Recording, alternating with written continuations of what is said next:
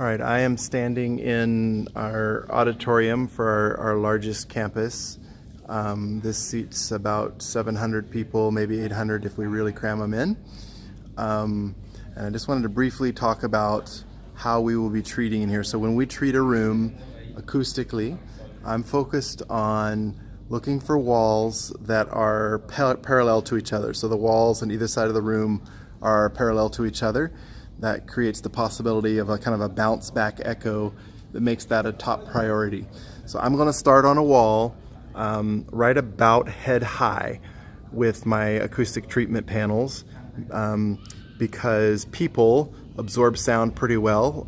So when you have the room full of people, down below head high, there's not as much sound bouncing around. And so if you have a limited budget, it's better to start maybe head high and go up from there. And cover that wall at least 50%. So I'm going to do panels all the way down this wall, covering that empty space as much as I can. And then down on the opposite side, down there to the left of these doors, down below that soffit overhang, I will do panels there, head high and up here I will do panels as well, all through that space. That will eliminate this slap back echo between that wall and this wall over here. So I'm always looking for things like that in a space like this where there's square parallel surfaces, and I'm going to try to break up one or both of those so that sound can't just keep bouncing around forever. In this room, our front walls and our back walls are kind of odd shaped. They're not parallel to each other, and so that actually works in my favor.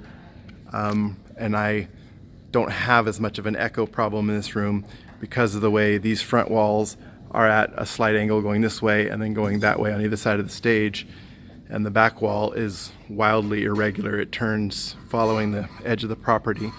I don't have as big of a problem. If I did, that back wall would be my next priority because that's the wall that the sound is hitting as it comes off the speakers.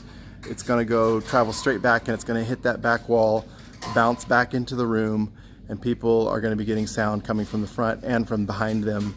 But the behind sound will be delayed, and that's a real intelligibility problem. So that back wall becomes a high priority. In this room, this upper soffit drop down area is all acoustic tile, which really helps the back end of my room to not be too much of a sound mirror. That whole upper surface is not reflecting a lot of sound. Down below would be and is, but because it's irregular, you don't hear it, the problem so concentrated. So in this room, I'm gonna focus my sound treatment on these side walls because this one and those are square to each other, and there's a definite slap back echo that you can actually hear if you stand in the middle of the room and clap. So that's how we're doing it here.